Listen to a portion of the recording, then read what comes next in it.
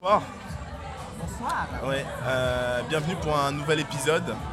Je suis avec une charmante électrice, donc j'aimerais juste avoir un peu votre vue. Donc il y a eu un débat hier soir entre 5 candidats. Et moi j'aimerais juste savoir quel est votre processus de sélection de candidats. Voilà. Comment vous allez les choisir, comment vous allez choisir votre candidat. Point barre. Alors, comment choisir le candidat? Alors aujourd'hui, je ne sais pas si on peut... je vais partir du début. Je ne sais pas si on peut parler aujourd'hui de gauche, de droite, parce que le pays est dans une telle, dans un tel bas, dans une telle crise, que je ne sais pas aujourd'hui si on peut réfléchir par droite, gauche, parce qu'on a vu de quoi ils sont capables, que ce soit de droite ou que ce soit de gauche. Aujourd'hui, le mot d'ordre, c'est austérité, parce que la France est dans une situation économique qui ne nous permet pas de mettre en place les belles promesses qu'ils sont en train de nous donner.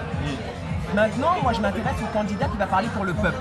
Parce qu'aujourd'hui, je fais partie du peuple, je ne suis pas une élite, je fais partie du peuple.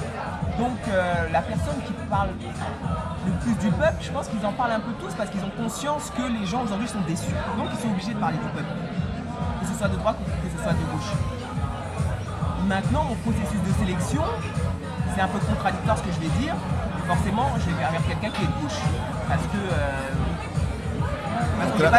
j'ai pas spécialement d'affinité avec les gens de droite, j'ai envie de dire.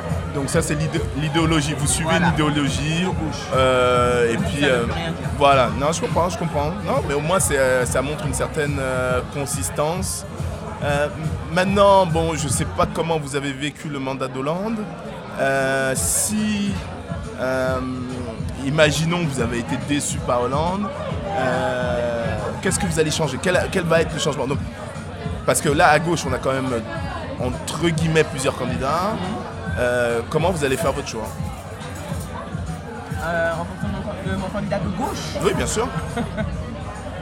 Déjà, vous savez combien de candidats de gauche il y a? Il y en a 3. 3? Vous pouvez me les citer? Enfin 3, on parle du débat d'hier. Hein. Non, en général. Ah non, bah, moi je me suis au débat d'hier. Non. Vous estimez pas ça utile de connaître tous les candidats? Bien sûr. Et justement, j'ai commencé à vouloir m'intéresser aux petits candidats, on va dire, du fait de l'intervention de M. Dupont-Aignan, qui s'est levé sur téléphone, qui est parti au nom justement de la démocratie et du respect des Français. Je ne voterai pas pour lui, mais au moins, le mot d'ordre est lancé. Et franchement, c'est le seul qui a eu, excusez-moi du terme, le courage de faire ça. Maintenant, pour qui de gauche, on a Macron qui est de gauche et de droite, il a les fesses entre deux chaises, lui. Bon, c'est un peu l'opportuniste et j'ai envie de dire Madame Le Pen a raison, c'est un peu l'opportuniste. Ensuite, on a Benoît Hamon. J'ai commencé à regarder son programme, utopiste sur certains points, mais qui se rapproche plus de ma vie à moi.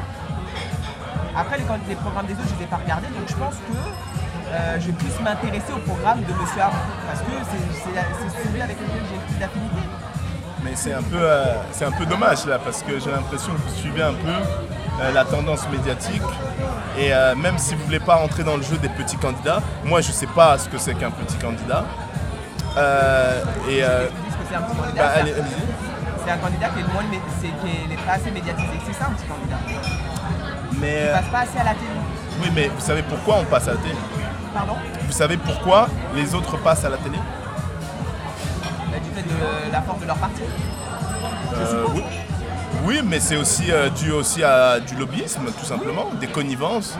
Et ces connivences, justement, ça entache aussi l'intégrité de son programme. C'est-à-dire que le programme fait pour le peuple n'est qu'une arme marketing, sachant que les employeurs, ce sont ceux qui nous ont donné justement la visibilité pour séduire le peuple. Donc maintenant, moi, ce que je trouve dommage, c'est qu'il y a plusieurs candidats de gauche et que vous êtes intéressé qu'à celui qu'on montre. Et donc peut-être parce que j'y crois pas en fait forcément. Je vais aller voter parce qu'il faut voter.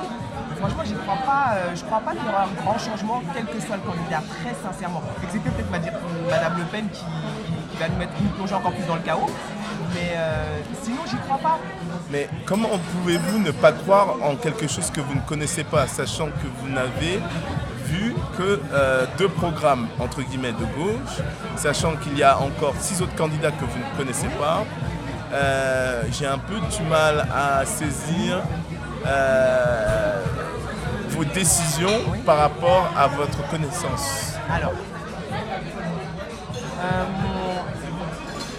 mon âme de citoyenne me dit qu'il va falloir voter au premier tour, donc quitte à aller voter, faisons simple et concentrons-nous sur les 5 premiers. Voilà. Maintenant. Mais vous parlez juste, je ne veux pas vous couper, mais c'est très important pour nos auditeurs. Quand vous dites faisons simple, c'est comme si vous répondez, comme s'il s'agissait de votre choix personnel. Mais en fait, ce choix de la simplicité, c'est un choix qu'on vous a vendu.